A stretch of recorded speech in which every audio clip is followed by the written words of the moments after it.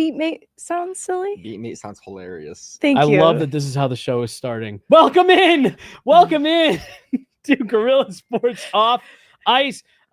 We're trying to find a new word for beatmate. You guys were all part of this the last don't week. want to be anybody's beatmate. Week or so. I'm Jesse Montano. This is Meghan Angley, and we are joined by Colorado Hockey Now's Aarif Deen for today's episode. Got a fun show for you guys as our media roundtable continues. How about that? Before we get into the show, do want to remind you guys about our great friends over at RefiJet. Aarif, did you know that you can refinance your auto loan? I sure did. That is very much a thing that exists. Very much a thing that exists. And with RefiJet, you could save around $150 a month, all with just a soft credit pull and zero hassle. Lower payments, flexible terms, and even cash back from your car's equity. RefiJet does the work. You get the savings. Start today at RefiJet.com, the faster, easier way to refinance. Hello and welcome in. Please do not leave your luggage unattended on the station.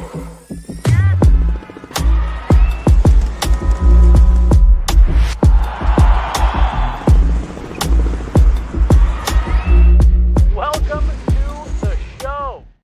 Oh, yeah, that is where I work. That is where you work. This is Aarif Deen, Colorado Hockey Now. I'm Jesse Montano. That's Meghan Angley. Welcome in Guerilla Sports Off-Ice. We had a fun episode for you guys today. I've been loving having all of our friends from the press box come in and join us in the studio. Aarif, how the heck are you? It's good to see you. I am doing great. Am I the last one? We're not stopping. Yeah, we're not sure. Am I the last of the other beatmates or whatever you want to call them? There's no way to know. For right now, yes. Great. So you saved the best for last. We sure did. Oh. We sure did. We don't There have we a guest go. lined up for Friday, so we did save the best Lovely. for last. True. I'm doing great. Summer has been wonderful. How about you? Good. We actually, I'm cheating a little bit because we did get to see you just a couple days ago. Yeah, but that was the first time in 2.5 months. 2.5 or whatever it's months. been since late June, early July-ish. Yeah. Month and a half, I should say. Yeah, draft night maybe at Ball Arena. But either way, no, we've been good. It's been a quiet summer. It's been nice. Relatively uneventful. It has been nice. Yeah. It has been nice. I mean, there's some things that I'm sure they wanted to get done. I saw the stream has Martin Necas' name in the title. So I'm sure there's some other things they wanted to get done, but not a whole lot of noise surrounding the team, which is a nice change for the first time in a few years. Honestly, I would even say the summer of 2021 heading into what ended up being the Stanley Cup season had a lot of noise too, because Philip Grubauer suddenly bolted, and then you're looking for a starting goaltender, and Brandon Saad didn't come back, and who's going to play second line left winger, and then that Nichushkin guy that was in the bottom six that nobody really cared about ended up being the guy. There was just a lot going on that summer too. So this feels like the first time in a long time that it's just good team coming back. Let's see what they can do. Yeah, and like you said, it's been nice for us because this last season felt like 10 seasons with everything that happened within it. Yeah. So yeah, no, we're glad to have you in. Meghan, we can't start a show without hearing how you're doing. What's going on over there? Really good. Good. Have a little bit of a tummy ache, but that's pretty standard. That's par for the course. Is it because the temperature dropped 40 degrees in 2 days? It might be. I'm hooded up. I'm already hooded up. No, to your point, Aarif, it's been a run it back type of summer, and that's what we've been wanting to. We figured the folks out there were tired of getting Meghan and I's take on everything, so we wanted to bring some of you guys in and just get your spin on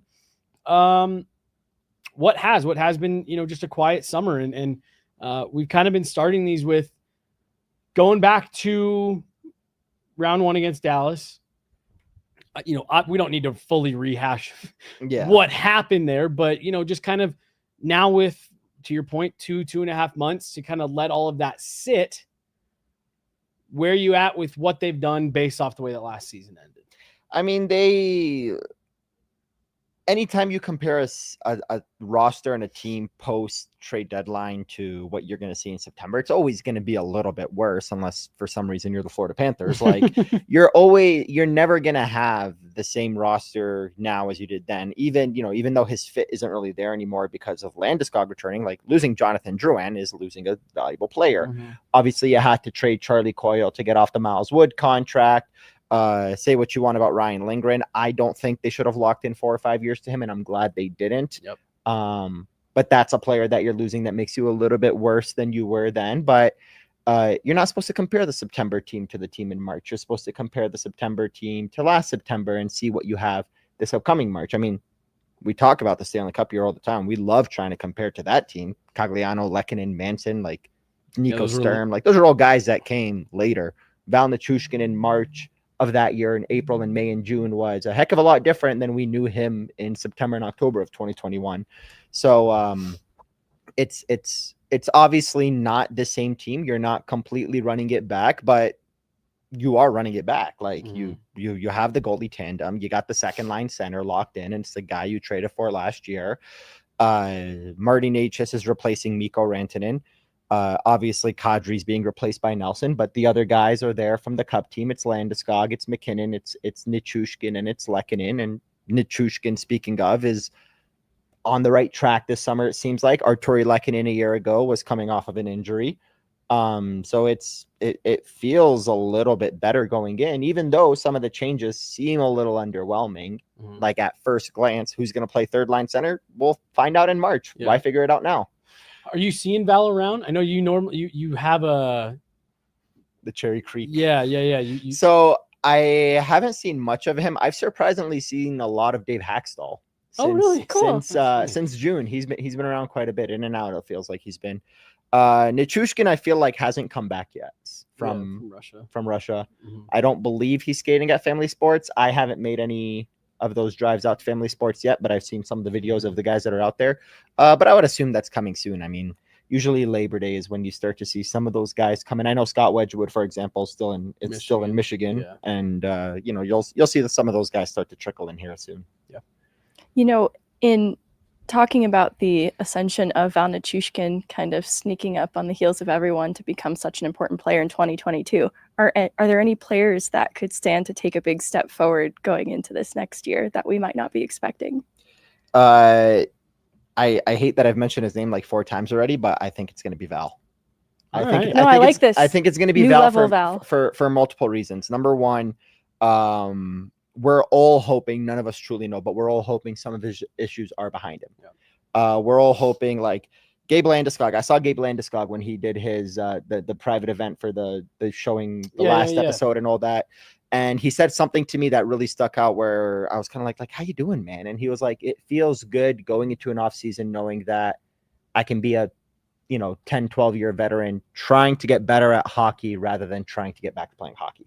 And I kind of think in a very different way to Val Nichushkin, the same thing. It's not about trying to better my life or my situation or my suspension or possibly losing my livelihood. It's I can actually work on, why am I getting injured every year, physically injured every year? What can I do to get better? And so on and so forth. And I did a little hit on Daily Faceoff, their fantasy, which I don't even think they've released it yet, but I kind of said something similar. Is like the Avalanche are finally starting a season right now. Obviously, the second line center is finally locked in, full year, Landeskog full year, all that good stuff. But you don't have Mikko Rantanen. You had Mikko Rantanen for 49, 50 games last year, more than half the season. When Mikko Rantanen left, Martin Necas came in. Martin Necas, is he going to give you 40, 50 goals? No, but Val can. Like we've seen it. Val has in his, I'll pull up the numbers if you can do it on your laptop. I'll do it real quick. I think he's up to 99 games in the last 2 seasons and 52 goals, maybe. 97 games and 49 goals. Bingo. So 49 and 97. Moral of the story, more than a half a goal a game pace. So he's a guy that can do that. And that doesn't even include the fact that he scored like 9 goals in 4 games against Winnipeg or whatever the heck he did a couple of years ago. So like obviously against Dallas, nobody really was able to get going other than McKinnon, a little bit of Lehkonen, but like this is a guy that when you think about not just his personal journey and his personal story of I'm Val Nichushkin, I've been suspended for so many of the last few seasons, actually parts of each of the last 3 seasons. Right. I've only finished, 1 playoff out of the last 3 years and all of these other things. It's Mikko Rantanen's gone. I know he's going to start with Nelson and Landeskog, and I know that line had a really great metrics after Landeskog was upgraded to the second line. But who's going to fill the role of those goals that you no longer have with a Mikko Rantanen? I don't think Lehkonen's giving you 40 goals. The guy couldn't get to 30 last year. He had a little bit of a slump at the end of the year. who knows what you're going to get with Landeskog. Necas might be 20 goals, 100 assists. Like, I don't know what you're going to get out of Necas. Nichushkin's the guy that sticks out to me as, if you want to replace those Landeskog or those Rantanen goals, that's the guy that has the potential. That's the guy that's done it with McKinnon before. There is proof of concept, and there is the skill to do that. I hadn't done the math. You are 100% right. He is 40 goal pace last year across 82 games, 40 about, if you round up, 43 goal pace the season before across 82 games. I hadn't actually done the math. That's a great call out. Yeah, it's just he misses so many games. You can never really, I mean, look at the year coming out of the Stanley Cup, 22-23. The first year with Georgiev, I think Nichushkin had, I think it was 7 goals and 5 assists in the first 7 games. And then he got injured, and then he came back and he scored a little bit more. And then obviously Seattle happened. But with he the Avs, always does that. Games played his first season, 65, 55, 62, 53, 54, and then 43 last year. So he's good for about at least 20 games missed so far in his Avs tenure. And the 55, that was in 2021, where it was a 56-game season. Oh, you're right. So he, that's the thing. Like, it goes back to the point I just made about Landeskog. It's like Nichushkin can finally, I'm assuming, like, we genuinely don't know, but I'm assuming he can finally spend a summer focusing on, why am I getting injured? How can I better myself? How can I prolong my career? Because once you hit that big 3-0, which he has hit, and you know, Lehkonen, McKinnon, all these guys are 1995, 2013 draft years. They're all in their 30th birthday year, just like, you know, of years past, Comfer, Burakovsky, etc.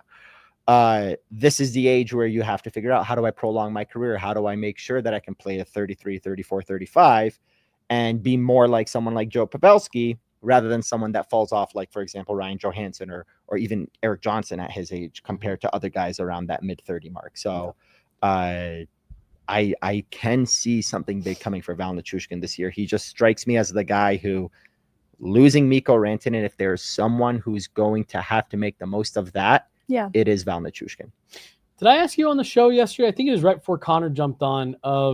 And this is not meant to be a drum up feelings about Mikko Rantanen. It's a genuine question, and I think it is highly appropriate here. You know, let's say you're getting the best version of them, 100% health and all that stuff. Val Nichushkin, Mikko Rantanen. Because I had actually talked before that, and this was before they had traded Rantanen, that I actually felt you had an argument, depending on the night, that was better. That Val Nichushkin was a better player. And again, I think extremely highly of Mikko Rantanen. He is an elite producer in this league. Like, make no mistake about it. But I'm more of just, you know, kind of a little bit here playing off of your point. Like, this is a 40 goal pace guy who does a lot of really good things all 200 feet in Val. If Val, okay, so you're getting no injury. You're just getting like the best version of him.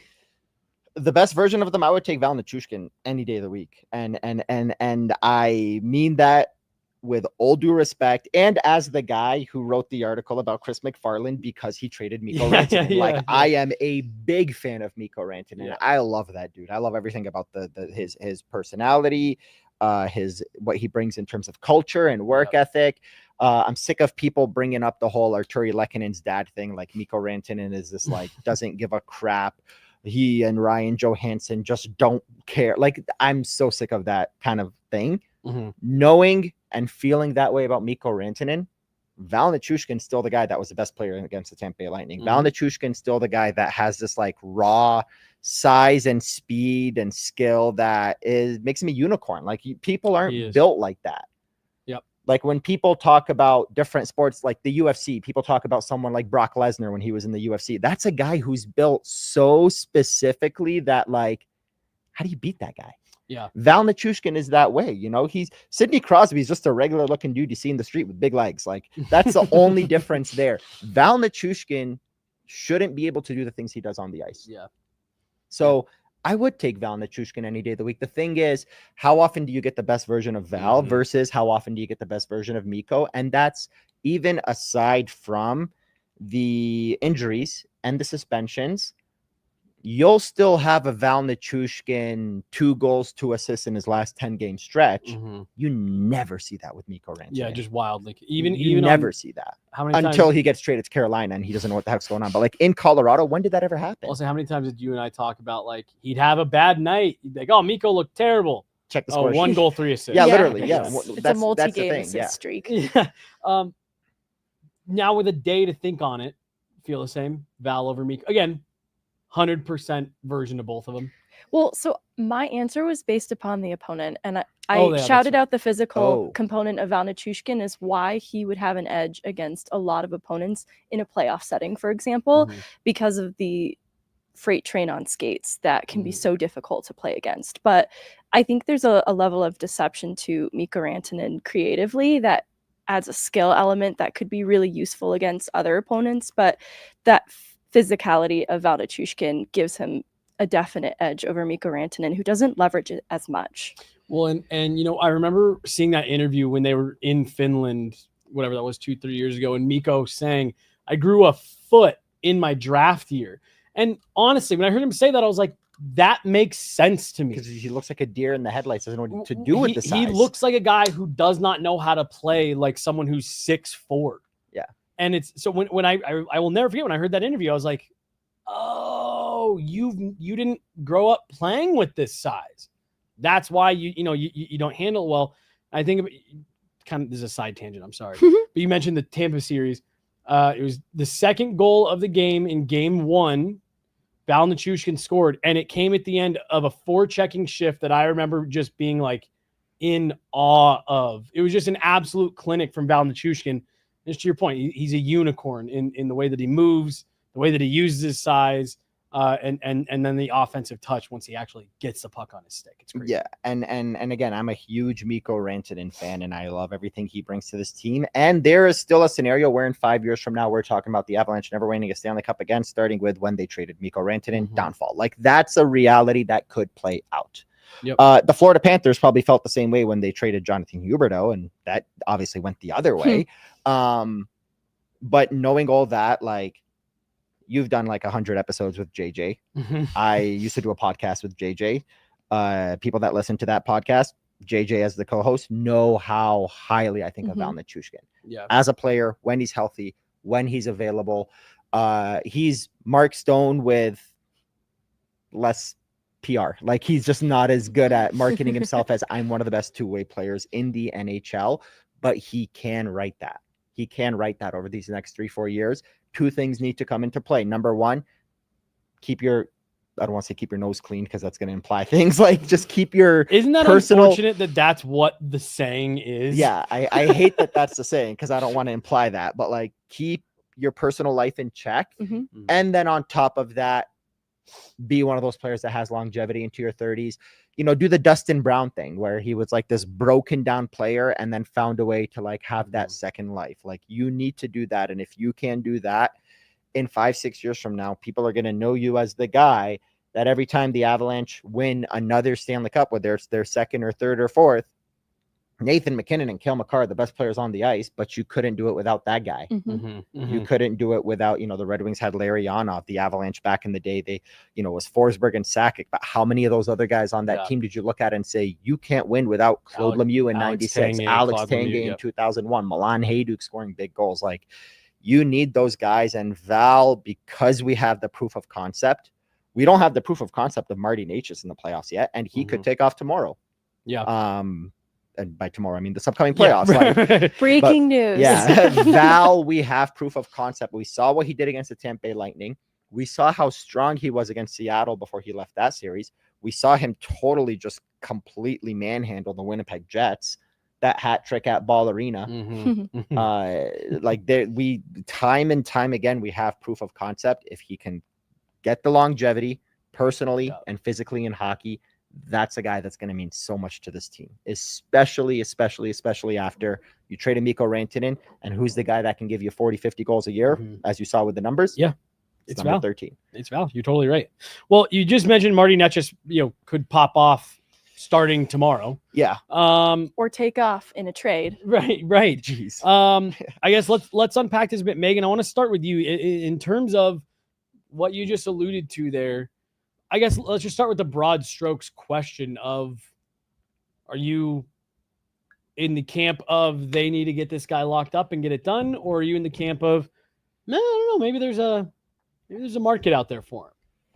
Well, that's a tough question because if they can't get it done, there is a Right. market out there for him Mhm. and they need to leverage that. But there's a lot of incentive for them to get this done with Martin Necas. Yeah. And it's because players like him coming off the heels of a career high season in points, and that's with the disruption of a pretty big trade on his side of things too. Mhm. The production was still there, at least from a secondary component. And you saw the immediate success that he had on the power play with Nathan MacKinnon. There's some chemistry there. I think he underwhelmed a little bit in the playoffs, but there was enough that we saw teased in the regular season that there is, in my opinion, a stylistic fit for Martin Necas in Colorado that with a full season, I think we can fully realize. But we don't have the benefit of a full season, not actually, because in a contract year, their ability to get something out of that contract and not allow him to just walk into free agency is really going to be something that's determined in the first couple months of the season. So it's important for them to figure out where Martin Necas is actually at here soon. And I think they should try to make it work with him, is the bottom line. But obviously, if the parties are too far apart in negotiations, they do need to leverage that then to get some kind of return. But what I will say is that's not an easy production hole to fill, in the same way that Martin Necas trying to fill that hole for Mikko Rantanen has been challenging and has not been so readily filled by just Martin Necas. Like, we're looking at Martin Necas and maybe 30 goals for Brock Nelson to help kind of make up for some of the top six production that's been lost. And so it's probably a dangerous game then to let another really high producing player go, because now it's probably three players that you're looking to try and make up the difference. I think Martin Necas is a guy that, look, if he wants to sign a contract now, and if you get him signed to a contract now, and if it's anywhere close to the 12 million Mikko Rantanen got, when I say anything close, I mean if it's 10 plus, Okay. even 10 and a half plus. What about 10 on the nose? How do we feel about that?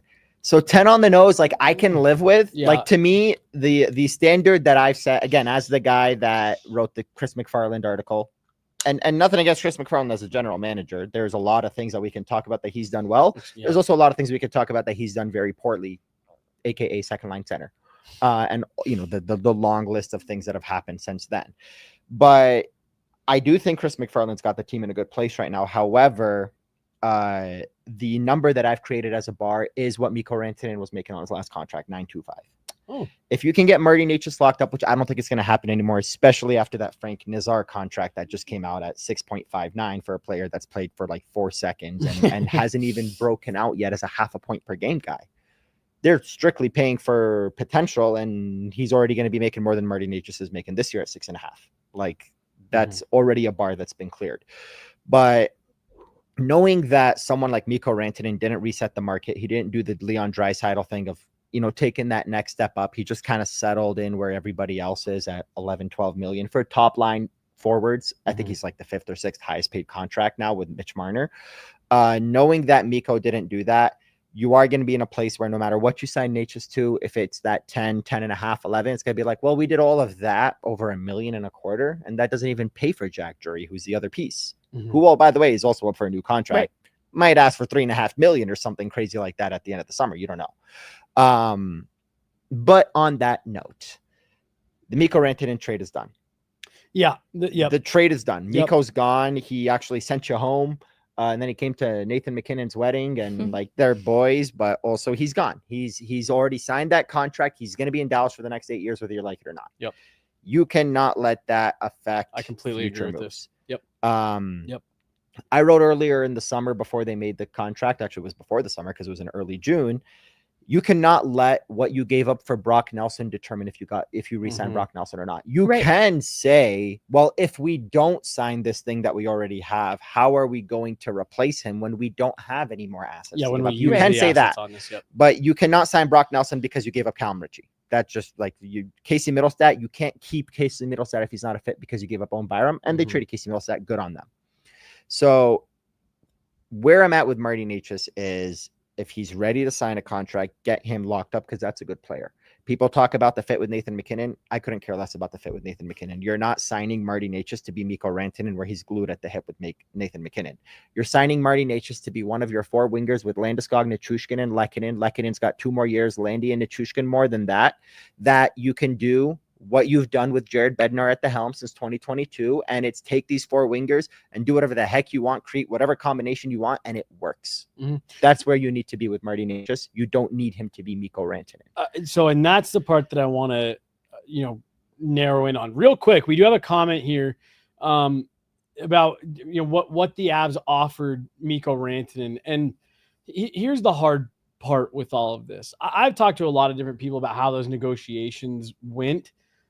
I haven't been able to get anyone to say definitively, and I don't think anyone outside of Chris MacFarland, Joe Sakic, and then Mikko Rantanen's agent actually know what the numbers were on either side. Do you have any further insight into this? I know that I shouldn't say I know after I just gave that whole spiel. But from what I have heard most consistently is that the Avs were around 11-ish, that was where they felt the most comfortable. 11.65 is the last number that I heard, because I think, and by I heard, I mean like that was being reported by Friedman on deadline day after he signed the contract with Dallas after that trade from Carolina, things like that. And you might know this, but I think David Pastrnak makes 11.64, and it was like, you can clear that mark. So we'll get you 11.65. Yeah, it's more than Elias Pettersson. It's more than David Pastrnak. It would have been the 5th highest or 4th highest at the time. I think that's where the number was. And especially with William Nylander signing at 11.5, you knew it was at least going to have to clear those 2 bars. Right. Well, and so the point that I was going to make a second ago, and like I see a lot online, and I see a lot of the conversation here in the chat. You cannot sign you can't do your business with Marty Necas based on what you offered Mikko Rantanen. Yeah. Based on what Mikko Rantanen ended up getting paid. To your point, it's done. It's over with. Yeah. He's not here anymore. You're hoping with a full season of Marty Necas, full camp, playing next to MacKinnon, playing next to these, in this top 6, that you're hoping that's, it's what he did last year, about 30 goals, about 90 points. And if that's the case, then the production that you're losing from Mikko Rantanen, it's really not that far off. So if you're paying him $2 million less, $1 million less than what Mikko Rantanen's making, great, good for Mikko Rantanen, good for Marty Necas. The cap continues to grow. You can't base how you feel about Marty Necas off of Mikko Rantanen. Now, you can question, we traded him to have more depth, and then you look a little silly if Mikko signs for 12 and Necas signs for 11.9. Like you can question that. But there's also, I think, in my opinion, a lot of context to that, because he's in a no state tax state now, 100%. And so he could take a little bit less. Would he have been willing to take 12 in Colorado? We don't know. We'll never know the answer to that. But like, there's the Avs did everything that they felt was the right thing to do, and I still feel it was highly defensible what they chose to do, moving him out east. You deal with him twice a year. If you make it to the Cup Finals, let the chips fall where they may, et cetera, et cetera. But the Avs have to make this determination based off who Marty Necas is right now and who he's going to be. The one thing that I do worry about is waiting to get too far into the season and suddenly, oh man, he's popping off a bit, and this is getting more expensive because now he's on pace to be 100-point guy, just like Mikko Rantanen. That's where I get worried. I remember entering camp with concerns around Mikko Rantanen's contract not having been signed yet. And Chris MacFarland assured us, it's no big deal. We'll just get it done in season. Like, we're going to kind of prioritize on being present at the start of this season, and the Mikko Rantanen negotiations will work themselves out. And obviously it didn't. It got worse. And that's where I come back to in all of this is it's also not easy to base your feelings about Marty Necas' next contract on where Mikko Rantanen's contract ended up with Dallas. But we will never know how big the divide actually was between the Avs front office and Mikko Rantanen when negotiations were ongoing with Colorado last year. And So what it ended up being isn't necessarily representative of what the conversations with Rantanen, agent, and the Avs front office actually looked like. And so because we will never know how big that divide actually was, and both parties are motivated to spin that in a certain way, we'll probably never know. So it's more important than ever to not dwell on Mikko Rantanen in deciding what is going to happen next with Martin Necas. Yeah. No, 100%. I agree with that.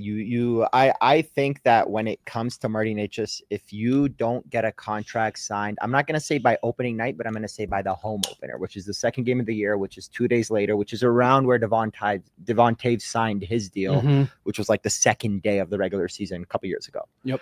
Going into his UFA season, obviously. If you don't get it done by then, you are basically opening this up to being a full season thing where you're constantly talking about it, where guys like Nathan McKinnon and Cale Makar get sit there and roll their eyes and be like, here we go again, except, this guy doesn't have the connection here that Mikko Rantanen did. Like, going to Mikko Rantanen, my argument with Mikko is full stop. Like Meghan said, Mikko could have been asking for 15 for all we know. Draisaitl got 14. I want more than that guy because I beat him in a playoff series and I got a Stanley Cup and he doesn't. He could have been asking for 15 for all we know, and the Avalanche could have been offering that 11.65. We don't know.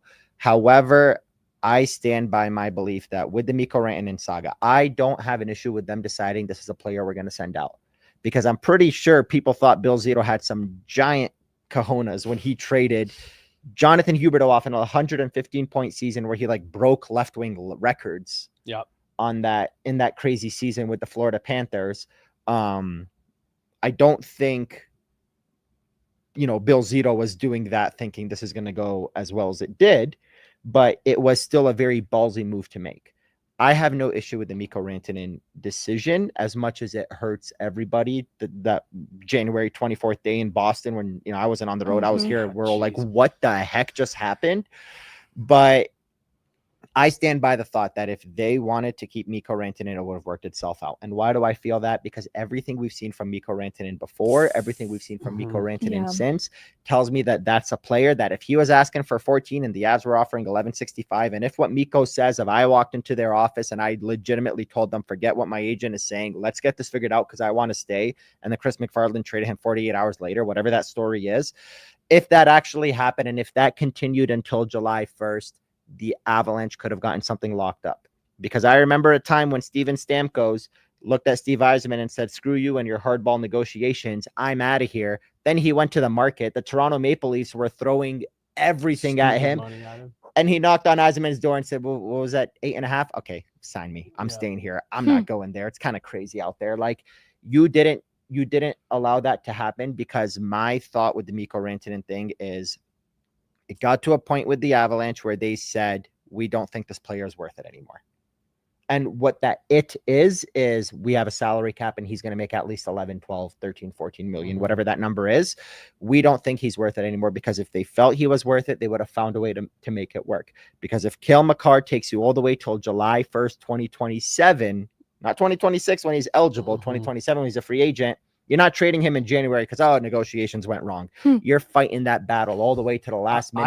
I don't think you're even negotiating with Cale Makar. It's more of a, you write in the figures you want on this. Please don't put us in too bad of a spot. But what I'm saying is, like, if Cale Makar came into next season, kind of like Martin Necas now, which I'm just assuming, and just like, I don't really know if I want to sign right now. I'm going to see how this goes first. Or actually, a better example, Connor McDavid right now. It's kind of like, we'll see. It's not about the money with Cale Makar. It's about please stay, please stay. You are taking that all the way to July 1st, 2027. You didn't do that with Mikko Rantanen because you don't think of Mikko Rantanen you as felt that he guy. was replaceable. You felt he was replaceable, and now you have to live with the consequences of that, whether good or bad. They might be good. They might be what you got, what Florida got for Huberdeau. So that could happen.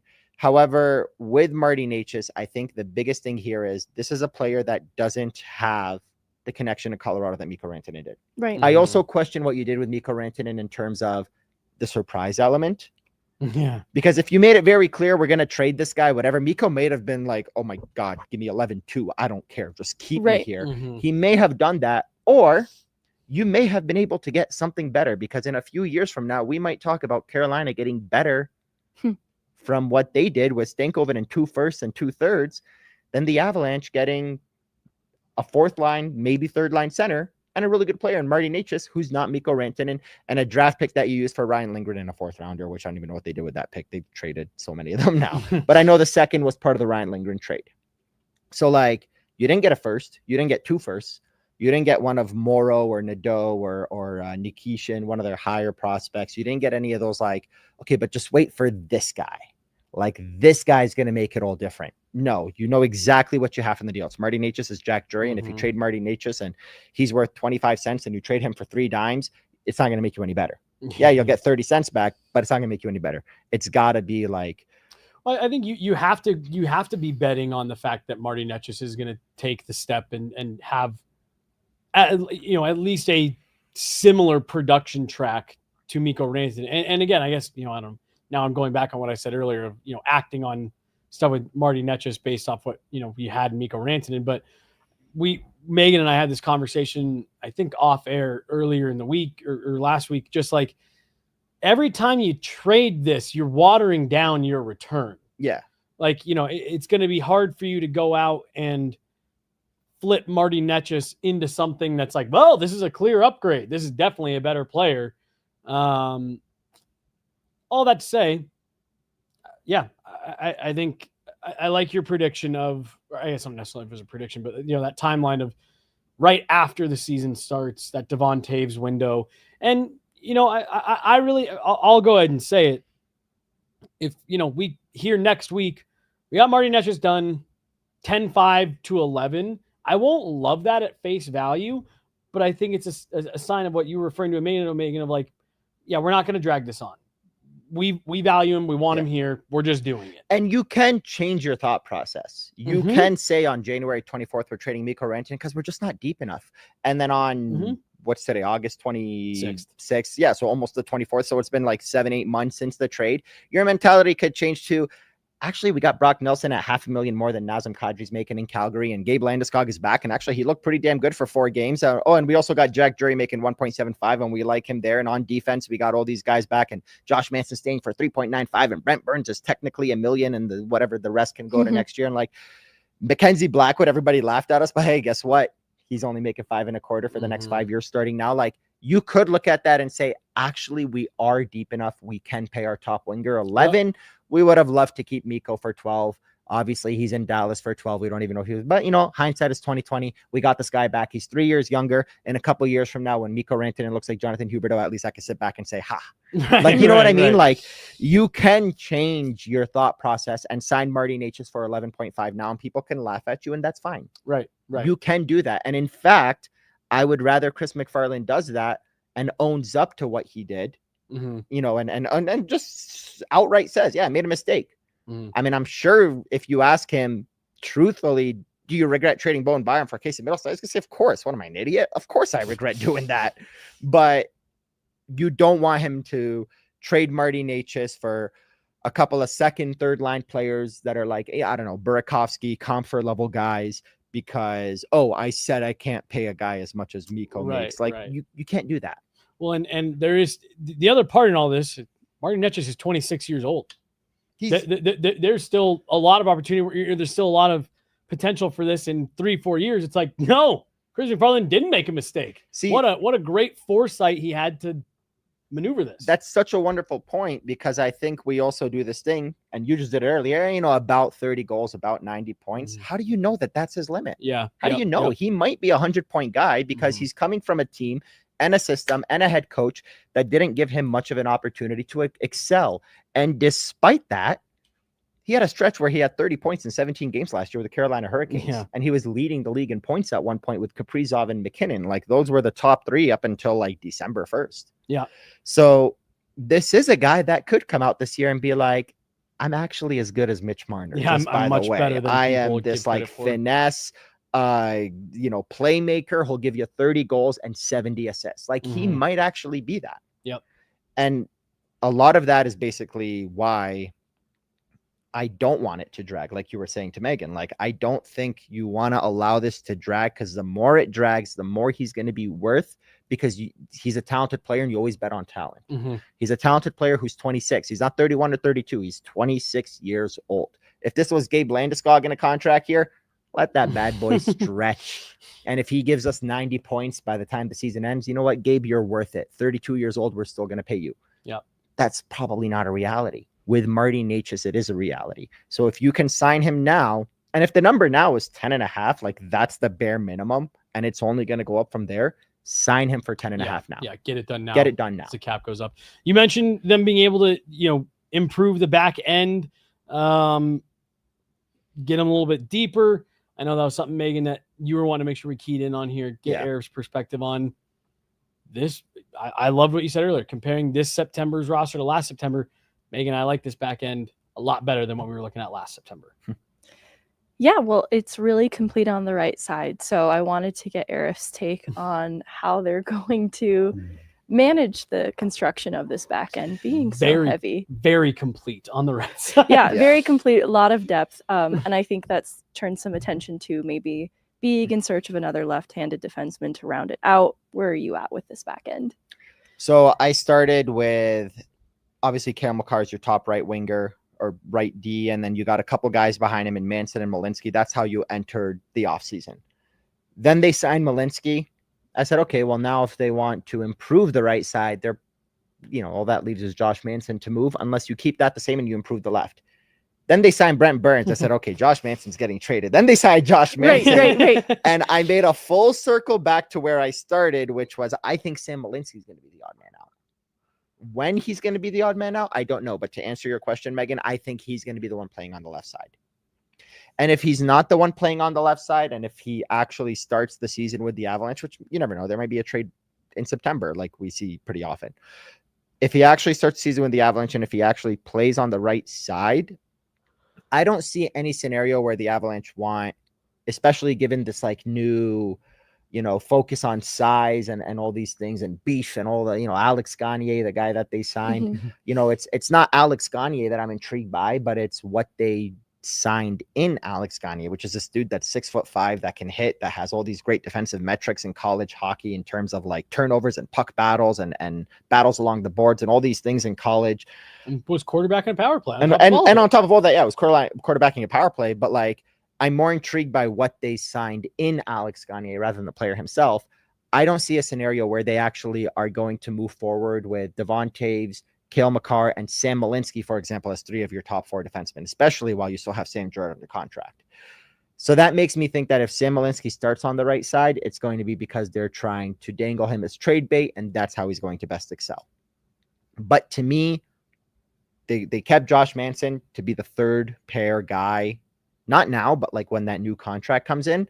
So who's going to play that second line behind Cale Makar this year? It sounds like Brent Burns, which goes to your question. I think Malinsky's going to shift to the left. I think he's going to shift to the left. I think he's going to be the one that probably doesn't play the full season here. I think he's got a lot of trade value. That's 2 people who have said that they think Malinsky is the odd man out. Who else said that? Evan. Huh. Yeah, I'm really high on Sam Malinsky, but I totally get the thought process. I mean, you look at the contract he signed, he's going to be a UFA this next summer. Yeah. I think even it's almost a little non-committal. I don't want to say on his side and speak for him, but I think the writing's on the wall a little bit here. And I actually expected this last season. Yeah. To be honest with you. But now that you've got another year out of Sam Malinsky and he's got more value, now you can actually do a little bit more with him. Like if they gave Sam Malinsky $3 million times 3 years, that says you might be a little overpaid this year, but we know in years 2 and 3, we're going to like you a lot more. But they didn't do that. They did what you said. They gave him 1 year walking to UFA, and they turned around and gave Manson a contract 12 months early. They want Manson. They don't want Malinsky. But I think they really value Malinsky, and that's why he wasn't moved last year. And so I think internally there is a lot of value around him, but they want to capitalize and maximize it. And so I think to your point, if we do see him start on the right side, it's to showcase him a little bit, and maybe they have a moonlight on the left side as needed. But I think, in seeing their discomfort in playing Byram on his offside once upon a time, I don't think they're going to stick with that long-term by any means. Yeah. I do wonder now, I mean, this is that immediately becomes your best trade piece. Sam Malinsky, that's realistic immediately your most valuable piece. And I'm saying that as like not like, oh, well, you can't trade. Like, no, if you're going to be putting him out there in the market, like Like, I think that returns a decent player. Like, that's It not, right has shot. to It has be, to. because what I worry is the value around the league recognized, and so maybe he's still a bit of an unknown quantity to the rest of the Mhm. league. But hopefully that's what this season is for, is to demonstrate his value as a serviceable full-time NHL defenseman now Mhm. and really solidify that. I think this last year was a great building block in doing that. But, he did miss a little bit of time after his game just stagnated a little Yeah. bit. So all that to say, I think there's a lot of NHL upside still in this player, but I fear it is moving in the direction of becoming part of a return. I don't think he was put into the best situation last year with the guys that he had to play with, and he still made the most of that given that. Mhm. And I feel like now if he has to play on the left, he's going to be like, I'm also, Right. again, like, you're not It's putting me with left-handed Brent Burns. You're putting Yeah. me with right shot Brent Burns, for It's not example, thriving. or Josh Manson. So, like, there might be a scenario where he still doesn't have his full breakout till after he leaves Colorado, whether it's via trade or UFA or whatever it is. But, like, if you ask me how does the defense look now compared to last year, I love what it looks like now. I think it looks really good. And I say that knowing that, I see a lot of comments coming through. If any of these people have been reading my work since April or May, the very first thing that I talked about heading into the offseason, well, the first thing was the second line center. Once Brock Nelson signed, the main focus that I put out there was I think the Avalanche need to move to a system similar to what the Chicago Blackhawks had in their golden era, which was Duncan Keith, Brent Seabrook, Nick Chalmerson, and then who the hell cares what else? So I kept going to this idea of, like, whether it was reacquiring Bowen Byram, whether it was going out and signing Ivan Provorov, whether it was trying to find somebody on the trade market, I don't know, Travis Sanheim. Right. Not that he's on the market, but someone like Right, that. yeah, And right. basically say, we have Kyle McCarr, we have Devon Taves, we have this third guy, let's say Provorov, because he was a UFA. These three guys are each going to give you 25, 26 minutes. And who cares what we put with them? It can be Josh Manson on one leg playing 45 games. It could be Sam Malinsky. It could be Alex Gagne. It could be like Chicago had with Oduya and Roosevelt and Kimo Timonen playing 5 minutes. Like, it can be whatever, but we have three solid guys that we know are number ones or number twos on any other team. Right now they have two of those. So I thought maybe that would be the way that they go. In order for that to happen, Sam Girard would have to get I was traded. going to say, I noticed a name omitted there. Yeah. So people hate when I continue to mention Sam Girard being traded. In the comments on Colorado Hockey Now, people think I'm anti-Sam Girard. I love Sam Girard. However, if my idea of this is where they should focus now with their defense has to play out, Sam Girard's got to be the guy you trade, because that's the guy making $5 million, and Josh Manson's making 3.95 coming out of this year. 3.95 for a right shot defenseman who's going to be a 4.56 is a very good number, especially with the new salary cap. When Joel Edmondson's making 4 and Kevin Ball's making 5.5 or whatever. Who's the kid in Vegas that got 3.25? Caden Korjak. I was going to say, I He's couldn't even tell. Barely played hockey, but he's a righty. Like, he's a right shot. He holds the stick this way, not this way, so and plays worth defense. more, So he makes 3.5 or 3.25. So Josh Manson to me strikes me as a 4.56 guy. Sam Girard making $5 million. I don't think you want that to be your third pair left guy or your fourth defenseman after you have three guys making all of the monies. So, like, that was the thought process that I had going into the offseason. I don't know if that's still what they're going to want to do. I still wonder, I hate to say it, I still wonder about Sam Girard's fit. Really? I still wonder about his fit, and I say that knowing... See, I think he's criminally underrated. I think he's criminally underrated too. But again, I go back to the fit because I talk about what they are looking for. They want size. They want physicality. They want Brent Burns beef, and Alex Gagne is their new Sam Malinsky project. Maybe he ends up being Sam Malinsky. Maybe he doesn't. But they didn't go out and sign the next Sam Malinsky puck mover. They went out and signed the 6'5" kid. I'm so excited to meet this kid. Again, he might be nothing. He might be as valuable in the NHL as past UFA college guys, like, let's say, Jason Poland, like, not legitimate NHLers like we're talking about Sam Malinsky to probably be. So if that's the case, I always go back to Sam Girard, because you have Cale Makar and Devon Taves. Do you want to continue with your 3-minute munching defenseman being Cale Makar, Devon Taves, and Sam Girard? Well, and so does the team want that? Not you. Right. No. Right. And what I think is going to be interesting about this year, and granted, it's a 1-year thing. you just signed Brent Burns, who's going to eat a lot of minutes. Yeah. He's going to eat a lot of minutes, which is good. which I think is a really positive thing for a guy like Cale Makar. Brent Burns can take 2 PK shifts off of Cale Makar's plate over the course of a game. That's a win. And I look at that Sam Girard deal sitting at $5 million through 2027. For me, that is just going to become increasingly more and more of a value contract, especially if, Alan Walsh comes out and teases last week, like cap might actually be going up even more than what we thought. Suddenly you're looking at a $5 million player who moves the puck really well, who's really comfortable in your system. I think a much better defender than people give credit for. And he's one of 2 lefties that you got right now. That's the thing. So that's the thing. It goes back to that left shot thing as well. They no just don't have disrespect to that. Keaton Middleton, who is also a lefty. Yeah, and but around. Yeah, but if Keaton Middleton is playing as one of your top 6, that's because you are. It's fine, but it's because you are just so unbelievably stacked. Where you have one of those blue lines where it's like 5 guys play a ton of minutes and the 6th guy plays 10 minutes and just don't do bad for 10 minutes, and Keaton won't. Like that. But in order for that to happen, you need to make some moves. So it's very. I go back and forth on the Girard thing, especially seeing the Manson deal they handed out, especially seeing how like they have 4 righties out of their top 6 right now. Granted, Malinsky and Burns might not be here in 11 months, 10 months. Like it might be Makar, Manson locked up, obviously, Devon Toews, Sam Girard. You might be back to exactly the same top 4 you've had for forever. And then maybe you do my idea of having 3 minute munching defensemen, and maybe it's a righty. Maybe you go out and get the right shot version of whatever you're looking for, this 25-minute guy. And then your top 4 is Girard at $5 million, being your 4th best defenseman. Right. With this minute munching, Brent Burns 8 years ago. Yeah. And Devon Toews and Cale Makar. And then Josh Manson's on your 3rd pair. And Keaton Middleton can play with Manson because who cares? You're stacked. You know what I mean? Like that could very well be a scenario that plays out as well. But does that work salary-wise? With Martin Necas making 11.5 and Brock Nelson making 7.5 and whatever the heck Jack Drury's going to get. And Lekkonen's, people don't talk about it. He's 24 months away from a contract, just like Cale Makar.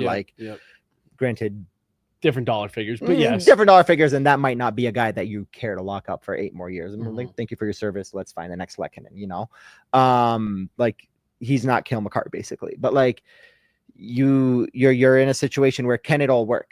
Goes to the Alan Walsh thing. How high is the cap going up? Can you have Devon Toews, Cale Makar, some other guy making $7 million right behind Devon Toews, Sam Girard making 5, Josh Manson making 3.95, and then Keaton Middleton is just there for the vibes? Like, can you afford that?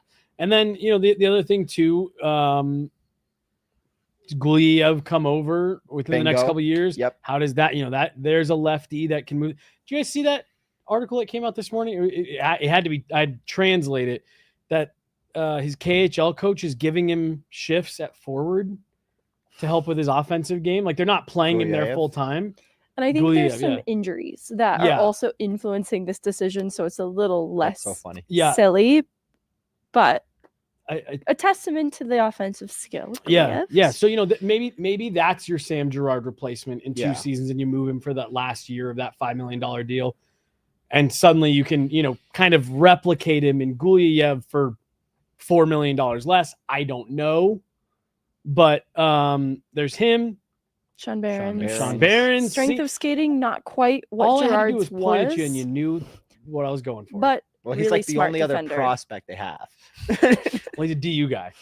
But he's a strong defender. He's a strong defender. Yeah. Size is the concern though. And so to Aarif's point, like they seem to be moving in this new direction in terms of what they might be looking for. And I'm nervous because I feel very protective of this style of defenseman, but I think that they're well represented in the D-core and they might be getting phased out.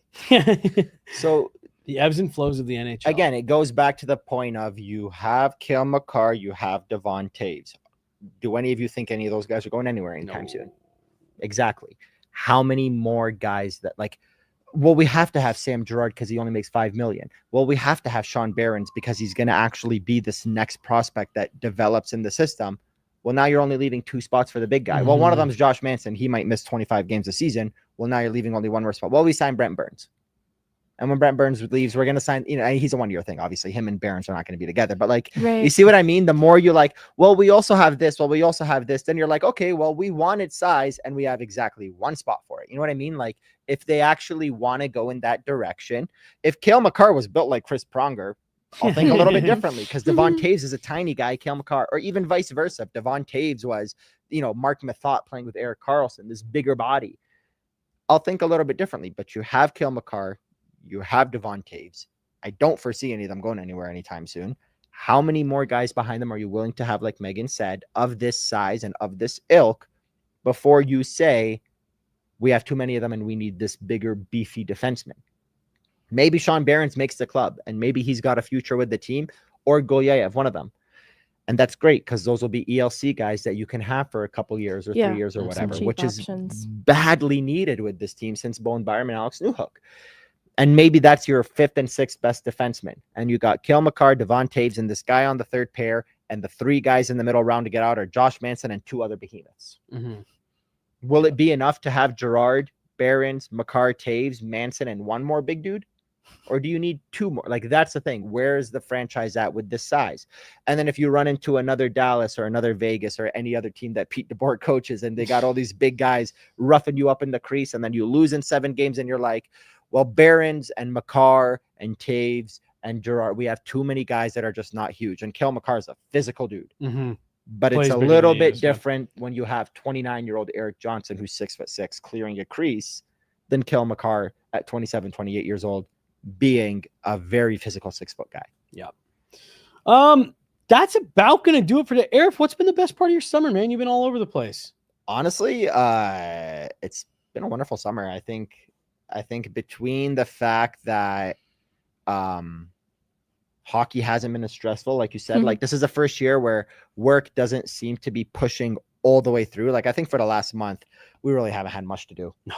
It's like, when are they going to sign Yoel Kiviranta and one of Roslovic or Olofsson? Oh, those are done? Great. Yeah, What do we do now? We wait for the rookie camp. Like, that's pretty much been the off season. Mm-hmm.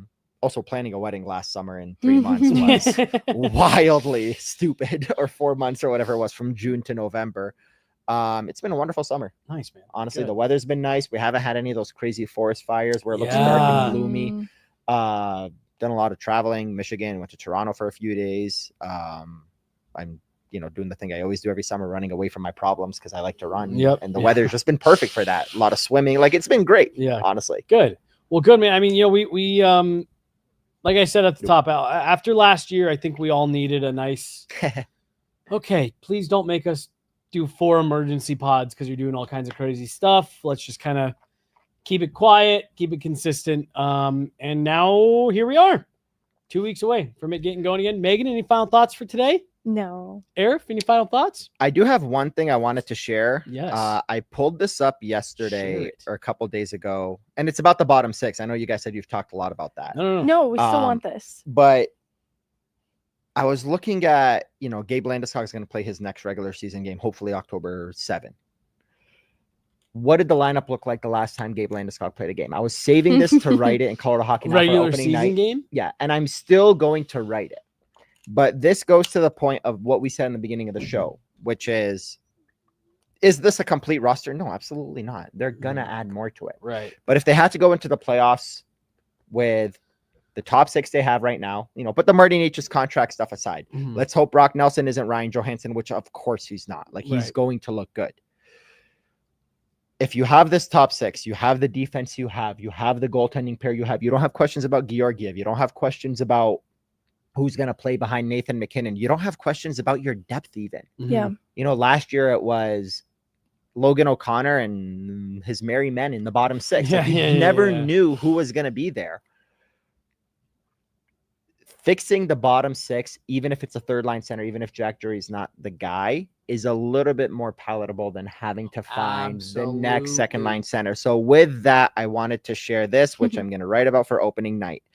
March, I don't remember the exact date of 2022. The last time Gabe Landeskog played a regular season game. The Avalanche were the best team in the NHL. This is what their forward group looked like. Line 1 was Burakovsky, McKinnon, Rantanen.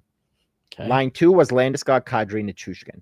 Line 2 is the exact same. Yeah. So what that tells me already is Burakovsky they didn't even have their top 6 figured out for the playoffs yet because Yeah. Lehkonen took his place. Mm-hmm. Bottom 6. Third line, left winger, Newhook, Comfer, Logan O'Connor, Tyson Jost, Darren Helm, Nicholas Aube-Kubel. Wow. That's in March of the year they won the Stanley Cup. Yeah. I've seen a lot of people having issues with the roster now. How dare you trade Charlie Coyle just to get rid of Miles Wood? And now Olofsson, Colton, and Kiviranta are supposed to win you a playoff series? No, Olofsson, Colton, and Kiviranta are not supposed to win you a playoff series. Yeah. They're supposed to win you games in October, November, and December. Mhm. So you're not playing Ivan, Matt Steinberg, and Chase Bradley, and Ty Fellhaber, and all these other guys 4 minutes a night because Jared Bednar doesn't trust them. Yeah. These are NHL players you can trust. The year they won the Stanley Cup, the year Gabe Landeskog took 20 games off before the playoffs, their third line was Newhook, Comfer, O'Connor. Their fourth line was Jost, Helm, Aube-Kubel. And they still figured it out. It's easy to figure out the bottom 6. We've talked about that a lot, that like you're not dealing with a who's going to play in net, who's going to be our second line center. These are much more palatable issues to address. That's going to do it for today, Tuesday afternoon, Guerilla Sports Off-Ice. Aarif, Deen of Colorado Hockey Now. Thanks for parking some time, Aarif, to come hang out. You're going to be seeing a lot of us in just a couple weeks. So thanks for coming and getting your fix a little bit early. Of course, I'm honestly excited. This has been such, like you said, a reset summer, and the team is just, you know what it is, you know what it's going to be. It's going to be a lot of fun. It's going to be really fun this year. This was the first summer in the last 2 years, since they won. This is the first summer where I felt like, okay, I'm like really ready for this to get going. The last 2 years, it's felt like it's really like snuck up quickly. Yeah. Especially that first year after the Cup, where like we had 6 weeks off, and it was like, oh my gosh, I don't know if I'm ready to tackle this full schedule again. But I'm really excited to get things going. That's going to do it. We'll be back on Thursday, not Friday this week. We'll be back on Thursday. We got a lot going on in the studio Friday. So, we're doing ourselves in the studio a favor going Thursday. But that's going to do it, folks. She's Meghan Angley, Aarif, Deen, Colorado Hockey Now. I'm Jesse Montano. We got Ashley and John behind the glass. Make sure you guys are following along all of Aarif's work as the season gets going here. Always love reading your stuff, Aarif. Thanks for stopping by. We'll see you guys later. Have a good one. Bye.